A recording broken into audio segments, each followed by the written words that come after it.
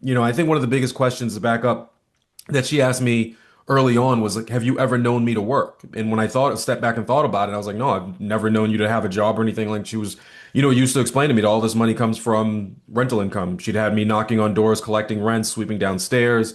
And it just kind of came along. And when I got out of college, she basically just said, look, I'm a black woman from the South with a sixth grade education, and I was able to do what I was able to do. You're going to have a high school education, a college education. You should be able to take this thing a lot further than I was able to.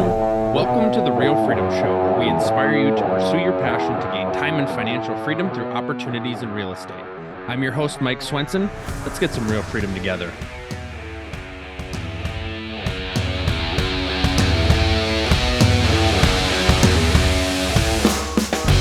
Hello, everybody. Welcome to another episode of Real Freedom, Real Estate Leverage Freedom, where we talk about different ways that people build time and financial freedom through opportunities in real estate. I'm your host, Mike Swenson. If you want to get started on your real estate journey, check out our website, freedomthroughrealestate.com. It's where we put all of our content, all of our interviews for you to be able to figure out what path you want to choose and where best to start and jump in and take action so that you can build an awesome career inside of real estate. Today, I'm super excited to share. We're going to the East Coast to Boston. We've got Willie Mandrell here. Willie is self-made, multimillionaire real estate investor, broker, coach, lecturer, and author, involved in well over $200 million in real estate transactions. Author of the book Cash Flow Secrets, and your focus is buy and hold value add type properties in the Boston area. So excited to be able to dig into that more. Thank you so much, Willie, for being on the show. I appreciate the opportunity. Thanks for having me. To get started, give us a little bit about your background, why you got into real estate, how that got started, and we'll just take it from there. It's funny. I'm in a anniversary year. I'm in year 20. This real estate, this journey. I bought my first property in 2006. I was 23 at the time, fresh out of college. Went to Northeastern here in Boston, and my grandmother had been in the business. She was older woman, black woman, came up from the South, Macon, Georgia, moved to Boston in the 1950s. Really tough time to be a woman. Really tough time to be black. It was pre, civil rights movement, pre, integration of schools and everything else. And somebody just, suggested that she buy some real estate. She bought a couple brownstones in the South End, completely different neighborhood than what it is today. Very luxurious neighborhood, definitely difficult to get in. And she just did really well for herself. And it skipped a generation. My father wanted nothing to do with it. Uncle wanted nothing to do with real estate. And then when me and my brothers came along, she basically just said, "Hey, I'm gonna, continue to pass down this knowledge. Don't want to give you anything, don't want to hand you anything, but want to make sure that you understand." I think one of the biggest questions to back up that she asked me early on was like, have you ever known me to work? And when I stepped back and thought about it, I was like, no, I've never known you to have a job or anything. Like she was, used to explain to me that all this money comes from rental income. She'd had me knocking on doors, collecting rent, sweeping downstairs.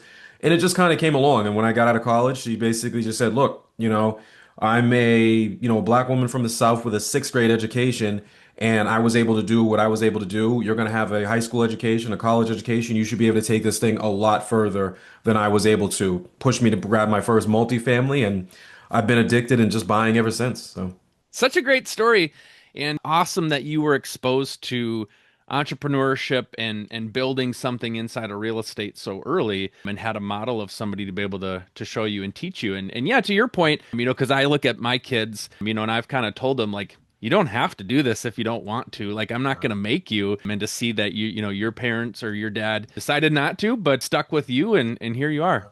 yeah, yeah. No, it's been an amazing ride. I mean, it's been a lot of ups and downs. I mean, I can tell you 2006, if you take the journey back, market was pretty good. 2007 stock market crashed, 2008 housing market crashed. I took some lumps pretty early in the process, but I mean, the one thing that I've learned over the years, and a little bit of what we're going through right now is, there's going to be economic downturns, economic cycles. That's the way the economy works. You got to stick with it. I mean, I would say there's a lot of, your listeners, potential. I talk to people every day that are sitting on the sidelines waiting for things to improve. It's the wrong strategy. You got to get in and then ride that cycle all the way up, on the other end. We made some of our best investments 2012 when people were running away from the market, 11, 12, 13, some of the best years to buy. And those properties in Boston have tripled in value since then. So, Yeah.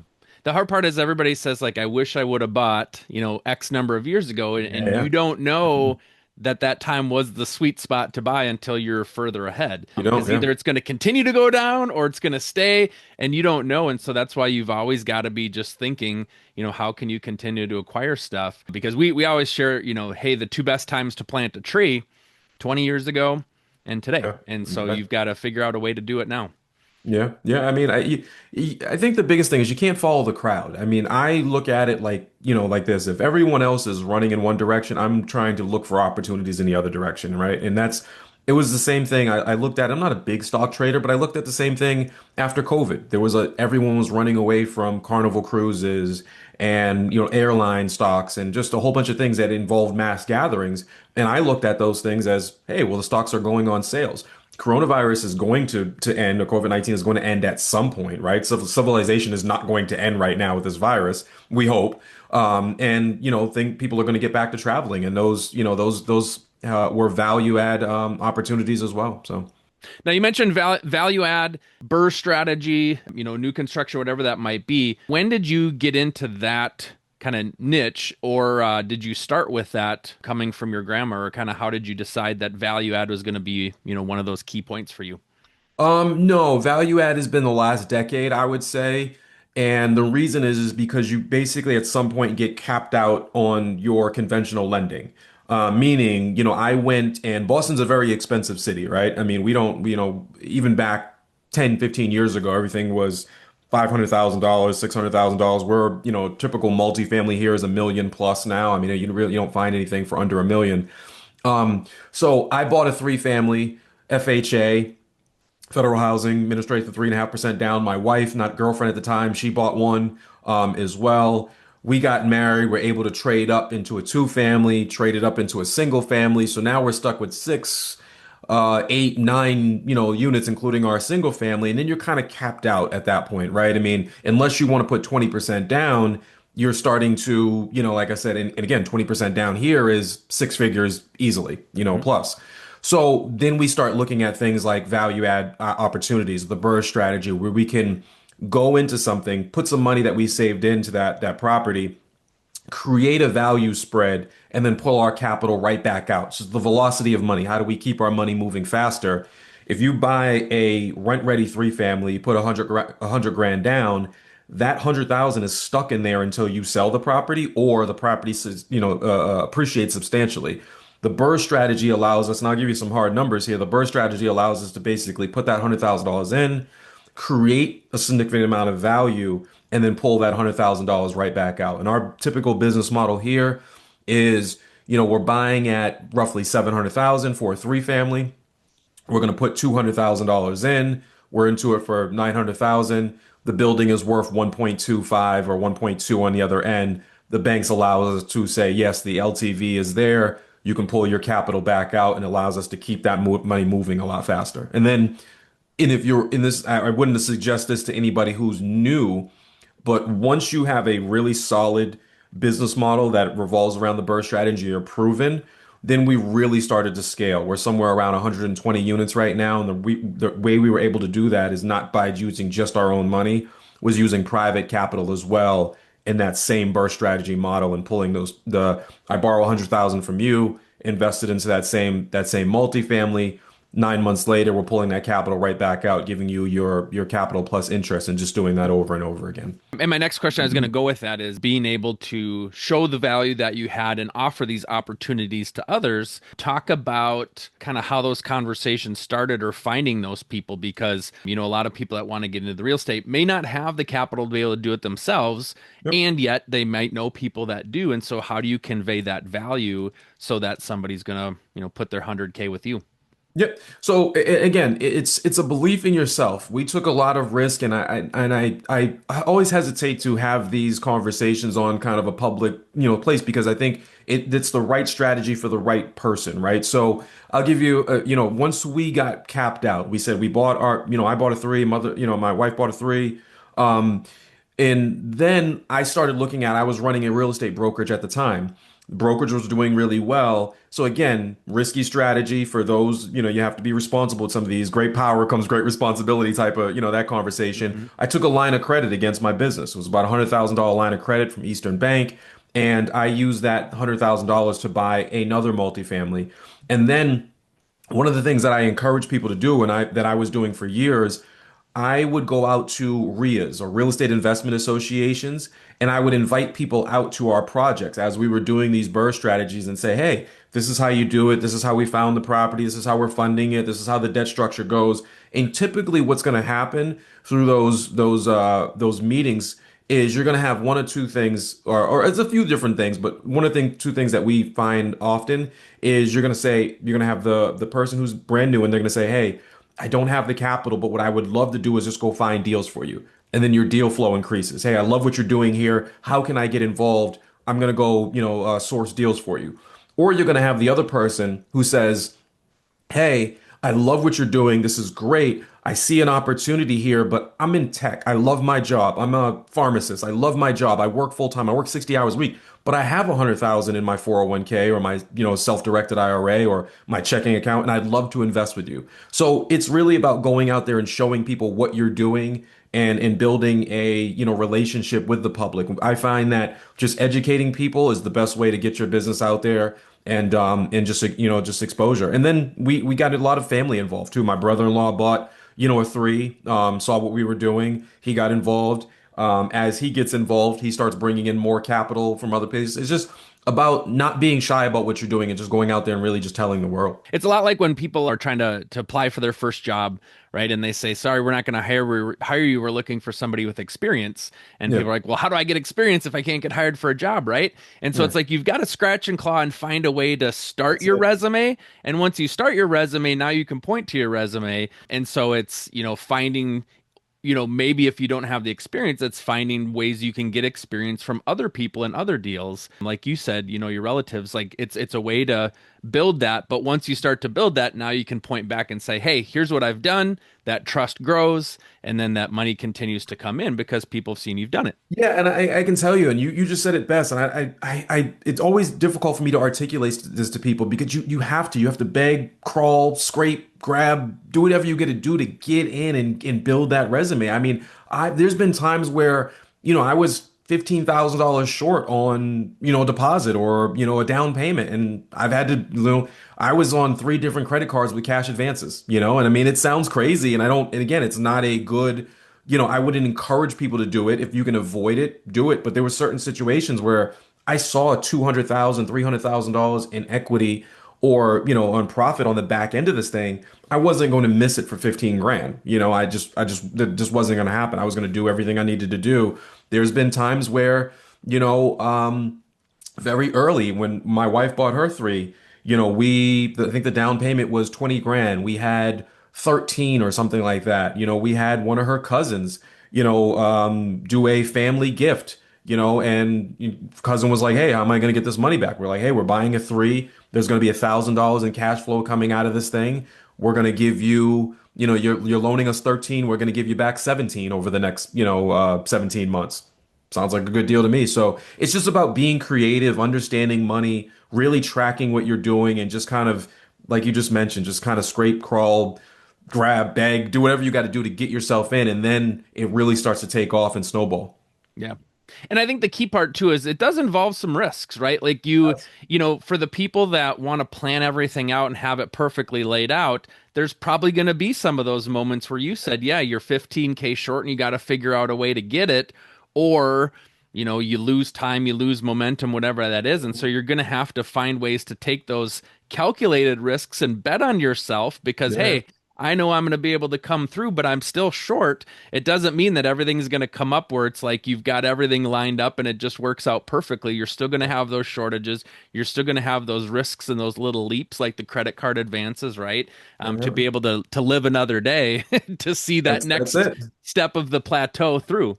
That's it. You have to have a little bit of crazy in you, just a little bit. I mean, like I said, you want to stay away from anything too extreme, anything where I'm the type of person I always look at deals and I say, is this going to make me bankrupt? And I'm like, if there's a chance of bankruptcy on the other end, then I'm probably that's not the deal for me. I like to bite off little aggressive little chunks, but they're little chunks in build. I grew up in a tough situation, despite my mother or my grandmother having some funds.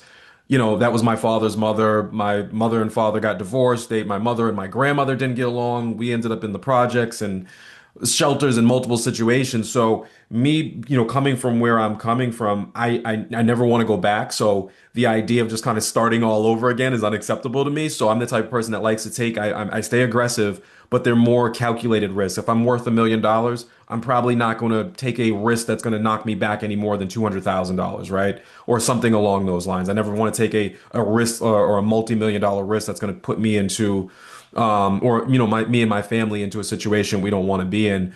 But that's part of the game is you have to figure out what you're comfortable with. But at the end of the day, that's why it's called an investment because there's an inherent piece of it that is risky, at the end of the day. So.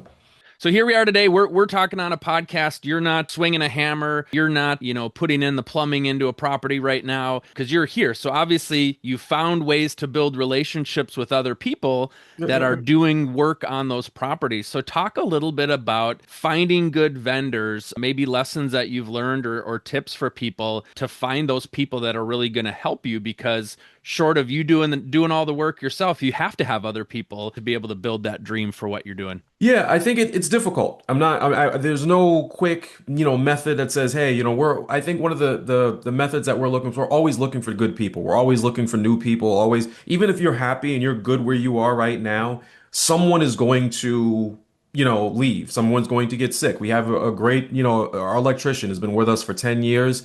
Unfortunately, he's in hospice right now. I mean, he's had some issues, and he may no longer be with us. So we're always looking for new people. We're celebrating him as in his final days. But and then we had a guy that was with us for also like 10 years. He did all of our trash runs, all of our kind of our nasty work, and he's was self-deportated, not too long ago. He was a little afraid about, immigration and everything that was going on in the country, so he decided to leave. It was a guy that was with us that did a lot of that, it created a lot of value.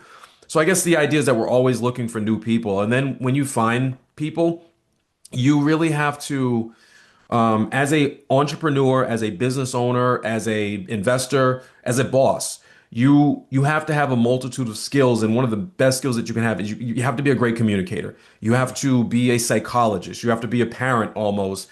Every person on your team is going to have a different personality. We have some people that are super talkative, some people that don't talk enough, that have great ideas, but we have to pull those ideas out of them. We have people who have terrible ideas, or great workers, but sometimes we have to shut them up. And that's what it's like. It's being a psychologist almost. You have to understand the personalities. You have to get away from who you are so much and understand who your team is, and cater to them and their needs at the end of the day. We try as much as we can to get people involved in our deals. We give out equity. We give, opportunities to invest in the properties that we own. It's not just our management team go handle this leak or go do this. No, there's an opportunity to come in and have some ownership in these things as well.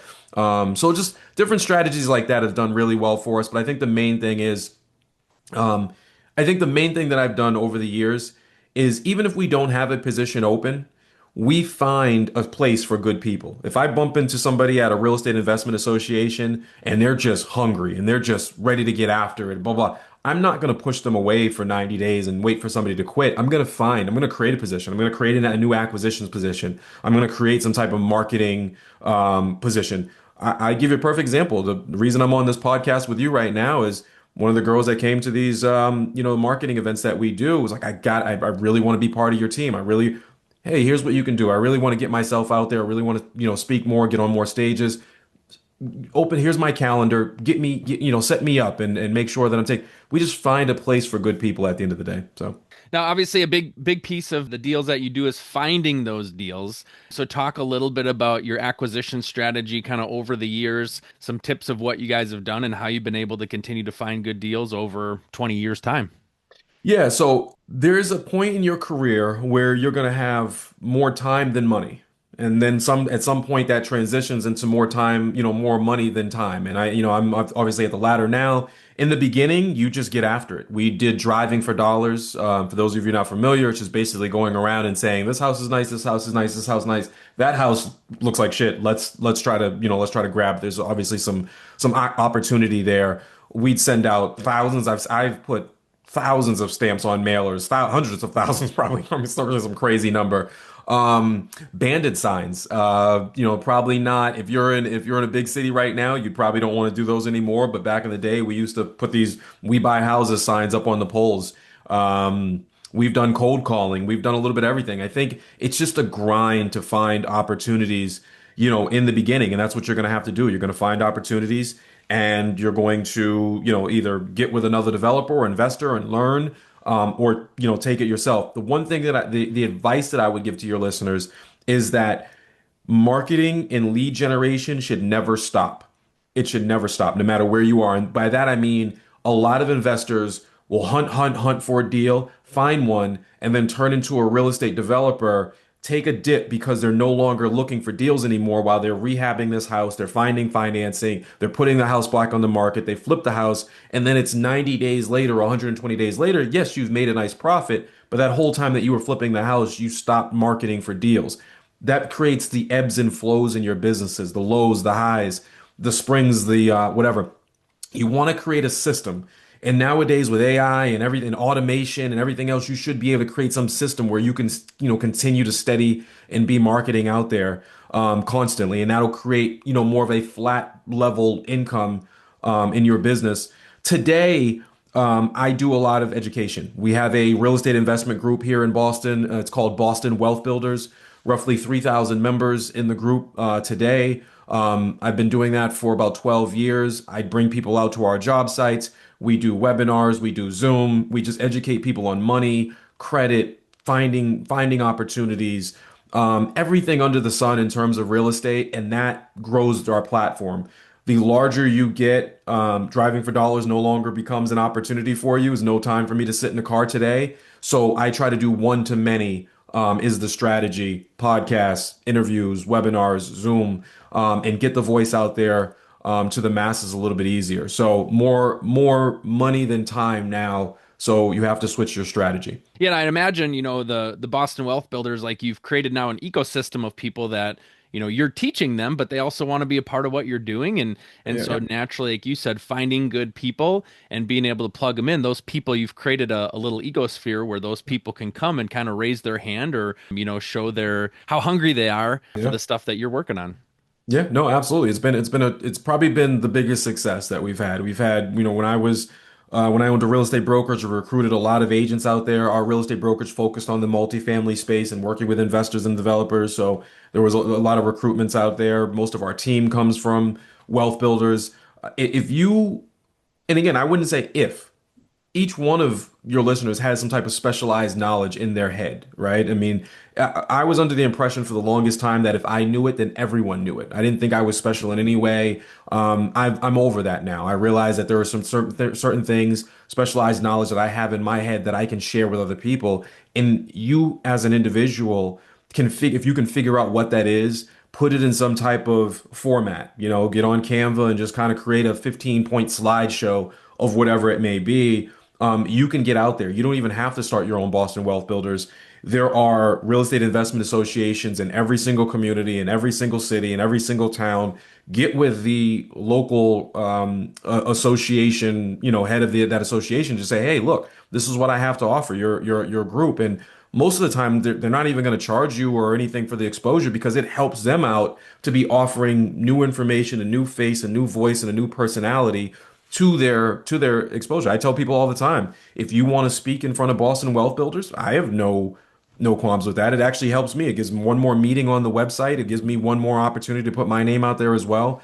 So I would encourage people, like I said, if you've done a property, if you're in the middle of your first flip, or your first deal, tell the real estate association, come out. These are all the things that I've done wrong. People always want to be the expert. Sometimes you just invite people out and say, look, I messed this up. I overspent on this. Here are the 10 things that I did wrong on this first flip that you don't have to do or you shouldn't do on your first flip. And you'll get a lot of exposure just like that. And I think people really appreciate the relatability for those types of stories too. I remember when I was first starting my podcast, this was 5 years ago, and somebody that I knew that was a really, really big name and really well known was kind of in a similar world, was starting a podcast talking about wealth building and real estate. And I was kind of like, oh shoot, they're going to steal my thunder. Like, what do I have to offer? And I remember a friend told me, they said, Mike, a lot of people hear that story and they can't relate because it's, a billion of this and 1,000 of that and all this. And it's like, you're just a guy who's Yeah. pretty normal starting out, and people appreciate that relatability. And so, yeah, that's why I love, when I have people on my podcast sometimes and they're like, hey, after we get done recording, and I can kind of tell they're nervous or they're figuring out the words and they're like, yeah, this was my first podcast or this is my third podcast. And I was like, great. I Yeah. absolutely love having you because I Yeah. love those people sharing their stories as they're just getting started, because people need to hear that. Are you looking to get started or scale in real estate investing but don't know your next step? Are you overwhelmed thinking about finding deals, analyzing deals, doing due diligence, and managing properties on top of it? Go ahead and push the easy button and invest with us. Real estate investing is what we do full time. We've done dozens of deals with hundreds of doors. We have the knowledge and experience to handpick the best deals that most investors can't find. We've got large off-market deals all the time where you can hopefully find returns and economies of scale that you just can't find on your own. The best thing is it's 100% passive to you for less capital than you put down trying to acquire a property on your own. Don't let this year go by where you don't make the leap, add to your portfolio, or you just sit in analysis by paralysis. To find out more, visit freedomthroughrealestate.com and click on invest. You can book a call and learn more there.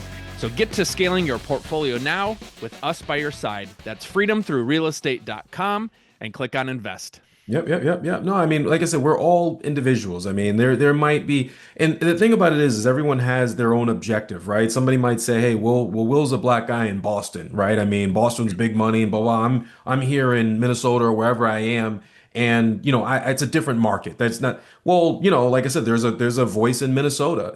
Someone may say, well, real estate's a male dominated industry, which it is. I mean, so there might be a female saying the same exact thing that Mike and I are saying might be more relatable to women trying to get into the business. I mean, it's geographic, it's niche, it's everything else. I listen to some podcasts, out of New York. New York's right next door to us, and I still feel intimidated by the $26 million, buyout sometimes. I'm like, that's not Boston, right? I mean, it's the same thing for LA and San Francisco and some of these other big high price markets, right? So I think that if you go out and share your story, there's always an audience for you. And I mean, here's the other thing is I think people also often forget that this isn't the 80s or the 90s. We live in an international world at this point. There's people from other countries going to be listening to this podcast that are saying, "Hey, I live in India right now, but I plan on going to the United States and investing there." Or a friend of mine lives in the United States. I went to Northeastern. 60% of my classes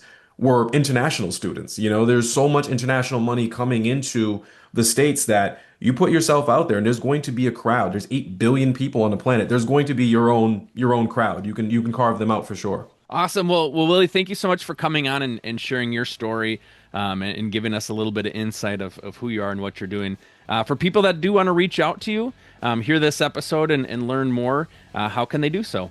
Yeah, sure. I mean, if you're local to Boston, great. And even if you're not local to Boston, bostonwealthbuilders.com. Again, we do Zooms, we do webinars. You can certainly join and listen in from wherever you are. And then williemandrell.com is my personal website. Cashflow Secrets is available for download on that website, the digital version. You can get that for free. Shares my story, a little bit about investing, and kind of tips as you move along. And that's williemandrell.com. Awesome. Well, thank you so much for coming on and sharing your story. Excited to see what you've been able to build and excited to see where you continue to go. I appreciate you having me. Thanks. Thank you.